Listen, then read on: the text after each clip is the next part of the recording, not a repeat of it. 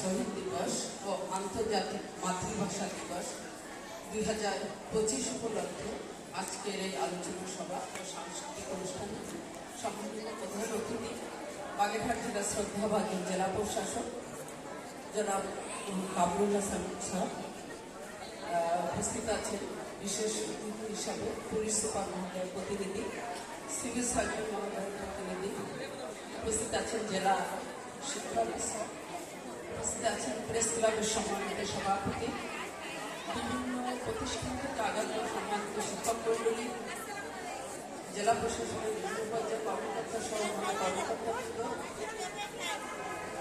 বিভিন্ন রাজনৈতিক দলের নেতৃবৃন্দ এবং অনেক ছাত্রছাত্রীদের আমি সামনে দেখতে পাচ্ছি। সকলকে আমার সালাম, আসসালামু আলাইকুম। আমি একটু শিক্ষক মন্ডলীর দৃষ্টি আকর্ষণ করছি। আমাদের আলোচনার সভা খুব বেশি দেখতে হবে না, একটু ছাত্রছাত্রী যারা আছে, আমার অনেক শিক্ষককে আমি দেখতে পাচ্ছি, তাদেরকে একটু শান্ত করার জন্য অনুরোধ করছি। আজ 21শে ফেব্রুয়ারি শহীদ দিবস। আজকের এই শহীদ দিবস 73 বছর পূর্ণ করল। আজকে 73তম বছরে আমরা শহীদ দিবস পালন করছি। এই শহীদ দিবসের আলোচনার সবাই ভাষার জন্য যারা শহীদ হয়েছিলেন সে বীর শহীদদের আত্মার কামনা করছে। একই সাথে জুলাই অভ্যুত্থানে যারা শহীদ হয়েছে তাদের আত্মার মাত্রার কামনা করছে এবং যারা অসুস্থ আছেন, বিভিন্ন জায়গায় চিকিৎসা নিচ্ছেন, তাদের সকলের সুস্থতা কামনা করছে।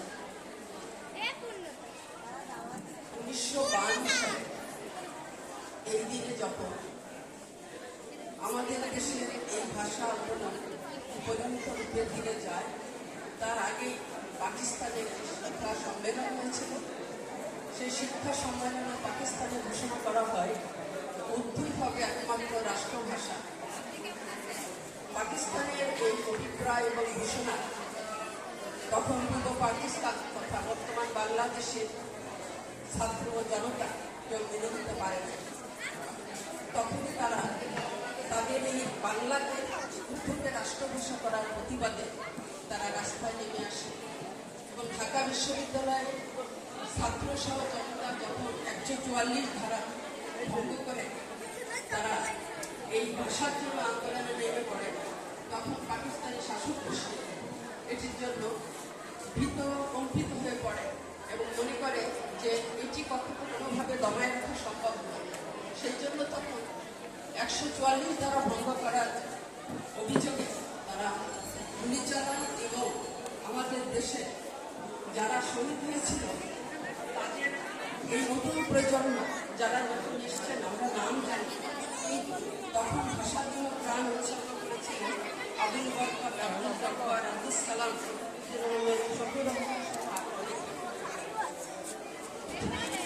অনেক জায়গায় আছে যে একটি স্বাধীন ভূখণ্ডের জন্য মানুষ জীবন দেয়, যুদ্ধ করে। কিন্তু পৃথিবীতে এরকম দেশ কম আছে যে ভাষার জন্য রক্ত দিয়েছে। সেটি বাংলাদেশ রক্ত দিয়ে সেই ভাষাকে আমাদের ছিনিয়ে গেছে। কাছে চলে আসে না তুমি মান যাচ্ছি না প্রজন্মকে আমরা একটু সাথে পালন করছি, এর স্পিডটা বুঝতে হবে, এই স্পিডটা উপলব্ধি করতে হবে, এটি আমাদেরকে ধারণ করতে হবে, আমাদের লালন করতে হবে। এরপর কিন্তু পাকিস্তান শাসক গোষ্ঠীকে সংযুক্ত মেনে নেয়নি। 1956 সালে বাংলাকে দ্বিতীয় ভাষা হিসাবে সেখানে স্বীকৃতি দেয়। 1952 সালে আমাদের এই যে ভাষা আন্দোলনের জন্য জীবন গেল ছাত্র জনতা, এরপরে এটি আমাদের বাংলা ভাষা হিসেবে স্বীকৃতি লাভ করে এবং 1999 সালে ভিডিও করবেন আমাদের আন্তর্জাতিক মাতৃভাষা হিসেবে স্বীকৃতি লাভ করে। আজ আমাদের আনন্দের বিষয় যে আজকে আমরা যে শহীদ দিবস যেটি পালন করছি আন্তর্জাতিক মাতৃভাষা দিবস, বিশ্বের অনেক দেশে আজকে 21শে ফেব্রুয়ারি পালন সার্টিফিকেট কেমন হয় আগে কিংবা ইউটিউবে দিয়ে দেবো। বিনিময়ে আমাদের এই বাংলাদেশের বিভিন্ন ব্যক্তিগত কেমন হয়েছে? সেই জন্য আমাদেরকে এই যে স্বাধীনতার জন্য আমাদের ভাষা যুদ্ধ আছে, ভাষার জন্য যে রক্তের বিনিময়ে আমরা বাংলা ভাষা অর্জন করেছি, এটিকে আমাদেরকে ধারণ করতে হবে। বাংলা ভাষা জন্য রক্ত দিতে পারলাম, কিন্তু সেই বাংলা ভাষাকে লালন করার ক্ষেত্রে আমাদের অনেক জায়গায় কার্পণ্য আছে। আমরা বাংলা ভাষার সুন্দর ব্যবহার, সুন্দরভাবে কথা বলা, সুন্দর উচ্চারণ এবং বাংলা ভাষার এই যে লেখার সময় বানান, অনেক বিষয়ে আমরা যত্নশীল।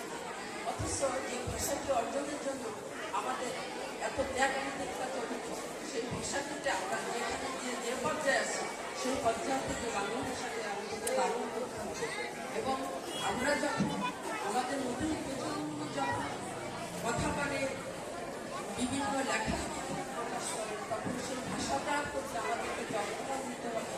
কোনোভাবেই যেন এই ভাষার অবমাননা না হয়। আমরা ভাষাটাকে যদি লালন করতে পারি, শহীদের ভাষার স্পিরিটটাকে যদি আমরা বুঝতে পারি, তাহলে আমরা মনে করি যে আমাদের শহীদদের প্রতি আমাদের সুবিধা জানানো হবে, সুবিধা বিচার করা হবে। আমাদের আজকের এই দিনে আমাদের অধিকার হোক যে আমরা বাংলা ভাষাকে যাতে সুন্দরভাবে সুষ্ঠুভাবে লালন করতে পারি, ব্যবহার করতে পারি এবং সঠিকভাবে আমরা কাজে লাগাতে পারি, সেই প্রত্যাশা আমরা রাখি। সকলকে ধন্যবাদ।